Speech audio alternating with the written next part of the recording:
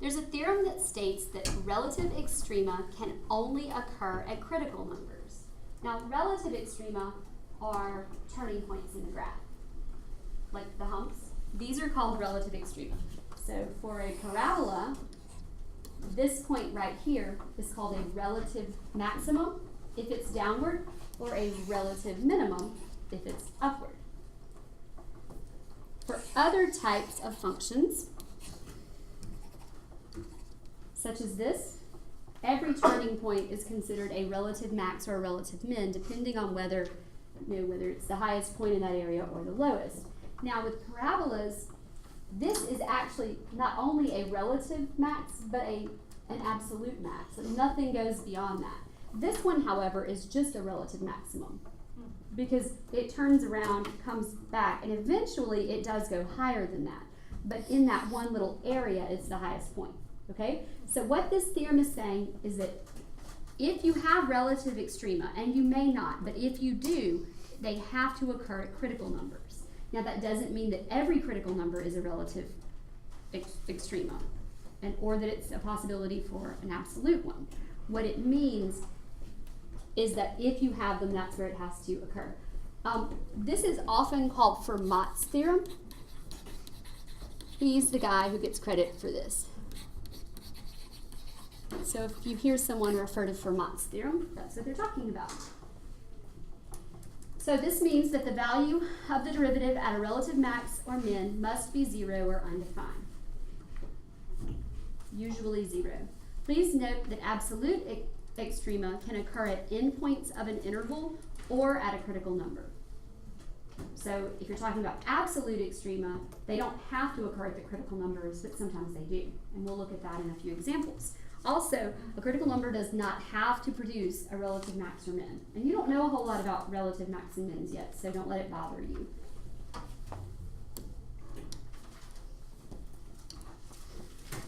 So right now we want to talk about finding absolute extrema on a closed interval. And I'm not talking about the entire function. We'll take a function, we will look at just a segment of that function and try to find where the highest and lowest y value occurs there. To find absolute extrema, first find the critical numbers, then make a table of values using any critical numbers that you find as well as the two endpoints that you were given. The highest y value is the absolute maximum, and the lowest y value is the absolute minimum. And it is okay to have multiple absolute maxes and mins. Like if the highest y value occurs twice, you'll have two absolute maxes, which sounds a little odd because absolute you would think is only once, but it can occur multiple times.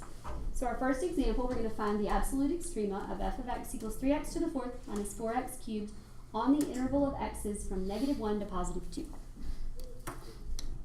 So here's how we're going to attack this problem. First you have to understand what we're doing, right? In the end, to find absolute extrema, I know that I'm going to have to make a table of values.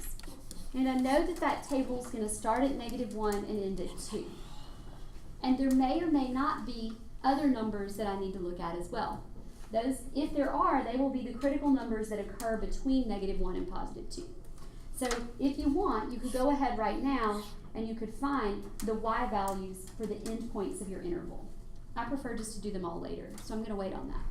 To find the critical numbers, I just take the derivative, and we get what? 12x cubed minus 12x squared. And I'm going to set it equal to 0. And I'm going to take out a 12x squared, right? And that will leave me with x minus 1. I'm going to set each one of those factors equal to 0.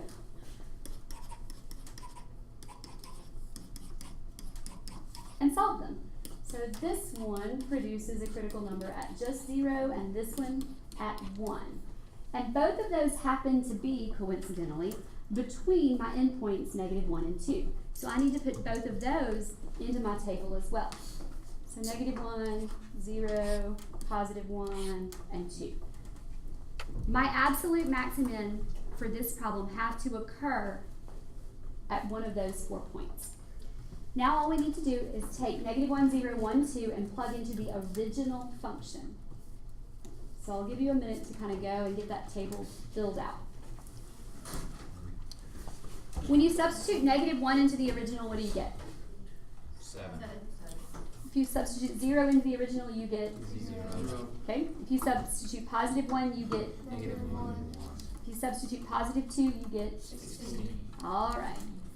So we're going to look at this and we're going to find the highest and lowest y value. So my lowest y value is -1. which is a critical number. It occurred at a critical number, right? Okay. Now the highest occurred at a non-critical number, one of the endpoints. So this one right here is called the absolute minimum, and this one is the absolute maximum. And you do list them as ordered pairs. So we have an absolute min at the point 1, -1, and we have an absolute max at the point 2, 16. So all we've done is we've identified the highest and lowest points that occur between -1 and +2. If you'll take a minute and just look at that graph, you could just zoom 6 it since it's already in your calculators. Just take a minute and look at it so that you can kind of get an idea for what you've actually done here. So when we graph this, here's what we get. Right? Something kind of like that, basically? Yes? Okay. So -2 is over here. So like this is -216, and then, no, that's not -216. What is that? I think I want that to be -17. Let's fix that. So -17 is over here somewhere. 0, 0 is about right here somewhere. 1, -1 is right here. And 216 is up here somewhere.